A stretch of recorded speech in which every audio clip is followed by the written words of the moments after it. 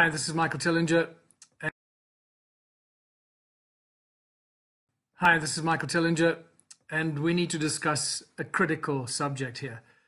A subject so vast and so big that it completely boggles the mind how this could have happened, taken place right under our noses, in full view of all global media, all the people, all the researchers of the world, all the financial institutions, the bankers, the accountants, the presidents, the leaders of the world. The biggest event in global finance in the past 270 years. In the last few days or the last 2 weeks of March 2020, Donald J. Trump, the President of the United States, successfully took control of the Federal Reserve Bank of the USA. Now, if you're jumping up and down saying, oh, it's not possible, I've never heard of it, it wasn't reported on, you'd be quite right. It was not reported on. Why was it not reported on? Because the same people that own the Federal Reserve Bank of the United States own all the other news media, and they would certainly not go out there with a big fanfare and news to say, oh, the central bank of the United States has just been taken over or nationalized by Donald J. Trump. So very few scant articles made it that Donald Trump brought the Fed into the Treasury Department of the United States, and that's news that was put out. But it's much, much bigger than that. The biggest central bank on earth, the Federal Reserve Bank of the United States, is now out of the hands of the Rothschild family. It is in full control under Donald Trump and his new 2IC to run the Fed for the United States, Larry Fink. And what it does, it presents the whole world with an incredible opportunity to do the same.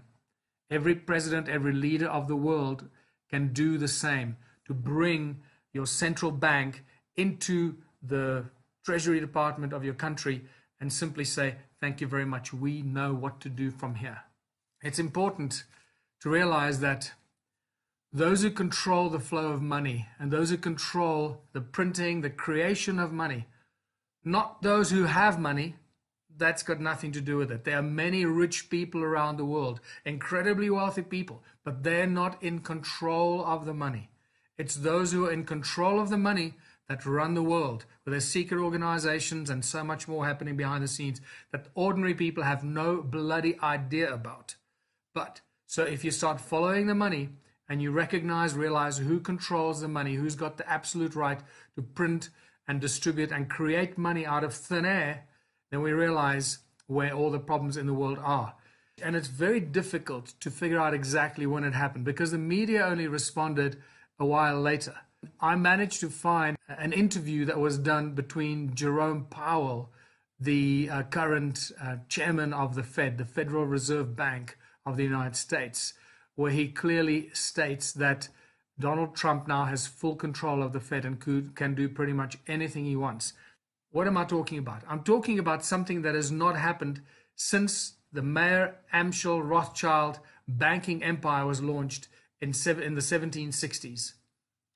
And when the Rothschild empire basically exploded into the world, where he sent out his brothers and everybody, and the whole family went around Europe and they set up their banks in London, Paris, Frankfurt, Vienna, and Naples. Those are the first original Rothschild banks. And from there, they started to control the world. And over the next 100 years, they pretty much took control of the world. And they do that today, more so than ever before. Well, since the establishment of the Rothschild banking empire that runs the world today, many have tried, many countries, many presidents, many leaders, many individuals, many corporations have tried to topple and escape the Rothschild banking empire slavery system, because that's what it is. They capture all countries, all the leaders, into their global financial systems and entrap them and enslave them. You cannot escape it because they put in their puppet master leaders and they put in their puppet master armies and so forth, and they control countries, presidents, leaders, and anyone that stands up to confront them or to challenge them, they're removed. Since the 1760s, this family and the banking families of the world have tortured, abducted, silenced, bribed, and murdered anyone that stands up against them. Let me make this very, very clear. If you're in the financial industry, whether you're a banker, whether you're the CEO of a bank, whether you're a head of a financial institution, an accounting firm, you have no idea how the money system works unless you've gone and studied it. The problem we face is that most of us suffer from cognitive dissonance. And that cognitive dissonance prevents us from believing or digesting information that we get about the origins of money, how it's made, how it's controlled, who creates it, and how it runs the world. When you share information like this, you always get a lot of resistance, and mostly from people who don't really know. They think they know, but they don't know. The obstacles to receiving this kind of information are many, and most of them are really our own personal problems, and it's associated with intelligence. Very smart people think that they're too smart for the world to be pulled over their eyes, and they think they know how the world works.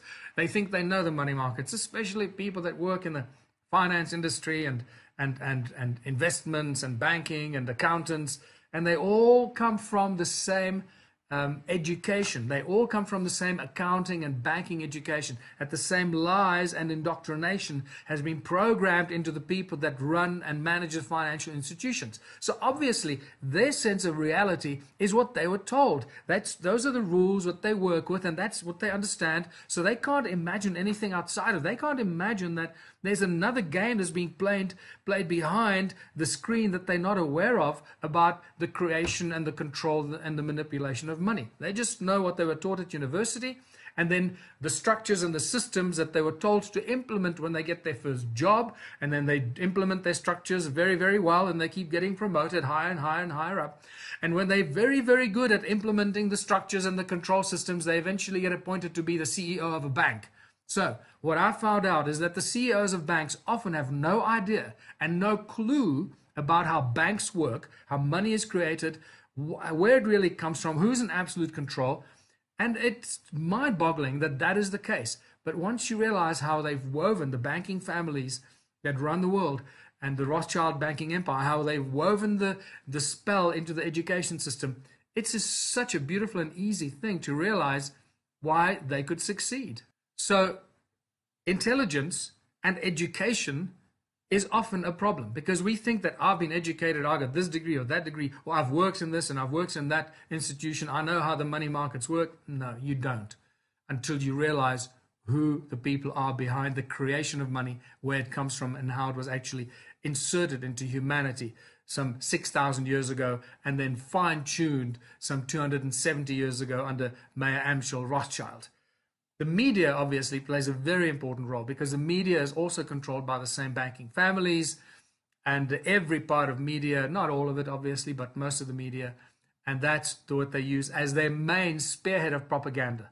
It's repetition, repetition, repetition. Keep telling us the lie over and over and over again, and eventually people begin to believe the lies. Well, the entire global financial scheme is controlled by a small group of people, a very small number of people. It is a business. It's a global business that controls the world. Do you really think for 1 second that a global business of this size would not be controlled? You've lost your mind if you think like that. It is the most controlled business on earth because it controls all the other businesses on earth. Okay, so let's backtrack here. Since the launch of the Rothschild banking empire that has grown into what we know as the financial industry today, no one has been able to topple the Rothschild grip on humanity. And there have been some very important and very prominent people that have tried and have done very, very well. And they've all been silenced or killed. President Jackson in the USA was a great example. Several attempts on his life were made. And then obviously President Lincoln, who challenged the whole banking industry, challenged the central banks in the USA with these greenbacks, and made America basically a debt-free country. Then we have obviously Archduke Franz Ferdinand from the Austro-Hungarian Empire, who was assassinated in Sarajevo, which sparked the First World War. We have Tsar Nikolai Romanov, who was taken out because he opposed the banking empire of Europe, and they took over Russia. And it was that whole Zionist banking Bolshevik plot that I fear is now invading the United States. And also we have Hendrik Verwoerd, South Africa's Hendrik Verwoerd, who was murdered under the guise of apartheid. It had nothing to do with apartheid. Hendrik Verwoerd wanted to do what JFK did just 3 years before him in 1963, when JFK started to print the United States notes. He did pretty much very much the same to what Donald Trump did, except he didn't have the support. He was all alone. Can you imagine how JFK must have felt when he started to print the United States notes? He couldn't talk to the media. He couldn't get his message out to the people because the media is controlled by the people that run the Fed. He's just stolen the Fed from the banking families that own the media and all the propaganda of the world. There's no way he could share his knowledge and information with the people. So very quickly they just took him out, and the Fed took back the money, control of the money, and everything went back to normal. But JFK came very close. But the time wasn't right. The international media, the network that we have today, the social media, the internet, is a far more conducive environment for any leader of a country to be able to do such a thing. Because the moment you do it, the entire global propaganda machine through the mainstream media will come down on you like an unimaginable pack of terriers, and they will rip you apart. And that's pretty much what's happening in the USA right now. So just so that you understand, the banking industry is not a noble business. It is the largest organized crime syndicate on earth. It is the biggest and the most powerful organized crime syndicate because they control the making, the creation of money, and the distribution of money around the world, everywhere. And they have held that control as firmly as they possibly can. When I say that banking is not a noble industry, I'm not talking about the people that work in the banks or middle management or even top management. Those people have just got jobs. They got families, they got jobs. They got no idea what the bank does, how it operates. They're just happy to have a job, get a salary at the end of the month, take care of their family, and get on with life as a slave to the bank, month in, month out, year in, year end.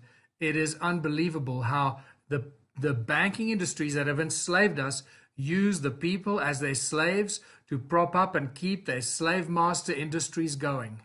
So if you still think that banking and money is a noble industry, change your mind immediately. And this is how we can get ourselves out of it. Knowledge is power. If you know this, and once you know this, it's very easy to recognize what we have to do to get out of it. Now, I'm going to throw in this here. The One Small Town strategy with the Ubuntu movement has all the solutions for this problem. We can get out of this problem literally in the blink of an eye. All we need is more people to recognize how powerful the One Small Town strategy is, and we can start moving on this very quickly. So let's come back to Donald Trump and what he did. Donald J. Trump, the President of the United States right now, was the first individual that managed to outsmart the bankers. He did it quietly, stealthily, and without any fanfare or global news or reporting on it. He took over and basically nationalized the Federal Reserve Bank of the United States.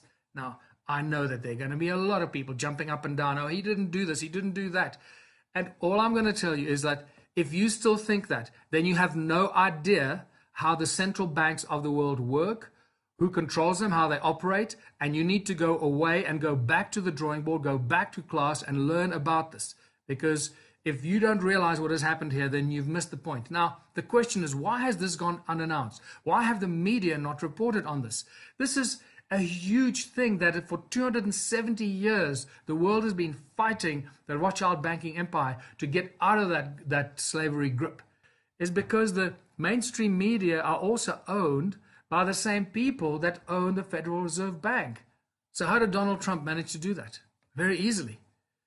The central banks of the countries are generally protected by the armies of that country, the army, the military, the police, and they're the ones that normally protect the draconian slave masters, the central bank, until you get a president that realizes what's going on, and he takes over that central bank because he can, because he controls the army, and the army is not going to go against him because he controls the army. Donald Trump is the president of the USA. He controls the army, the military, the police, and etc. And especially now, under the state of emergency, he's got pretty much complete control of the USA. So Donald Trump simply brought the Federal Reserve Bank into the Treasury Department. And nobody realized what was happening. It was such a slick and subtle move. He didn't close it or annex it or say, oh, you're a bunch of bad guys, we don't want to work with you. No, not at all. He just said, we're bringing the Fed into the Treasury Department because we need to work closer with the Fed. From that moment on, he, by de facto, became the head of the Fed. Then he did the next most incredible move, and he appointed as his 2IC, or the guy to look after the Fed, now under the umbrella of the United States Treasury Department, that one of the most powerful, if not the most powerful and influential person in the world, by the name of Larry Fink. Larry Fink runs a company called BlackRock. BlackRock is, I guess you can say, the largest company on earth. They have probably way more than $20 trillion under management. Larry Fink is the CEO of this company and a close friend of Donald J. Trump. They've been working together since the 80s, I believe already. And so the most powerful individual in business and money and finance and stock exchange and stock markets, Larry Fink, is now Donald Trump's 2IC, managing the activities of the Fed. You cannot have a more powerful combination than that. What Donald Trump has done, literally, is unimaginable. And the reason why this has gone unreported by the mainstream media is because the mainstream media are also owned by the same people that own the Federal Reserve Bank, the banking families, the Rothschild Empire. They own all the central banks of the world. The Fed, the Bank of England, the South African Reserve Bank, Bank of Australia, Bank of India, all the central banks of the world are controlled by this global banking empire family group.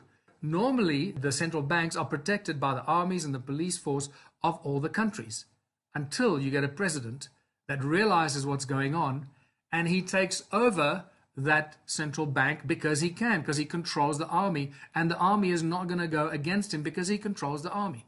Keep in mind that for the past 50 or 60 years, the United States military and army and the might of the USA military machine was used as the watchdog to go and protect the interests of the Rothschild Empire in all the countries of the world. So wherever there was a rogue or a potentially rogue leader or president that didn't want to play ball with the Rothschild Empire and their banking system, they would use the United States military, the might of the USA military, to go and invade and topple that regime.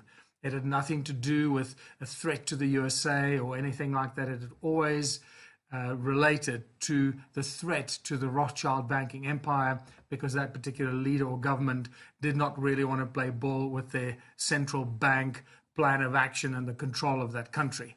And right now, since Donald Trump has taken over, this is no longer the case, because now we have a president in the United States that has resisted the control of the Rothschild Empire by taking over the Federal Reserve Bank.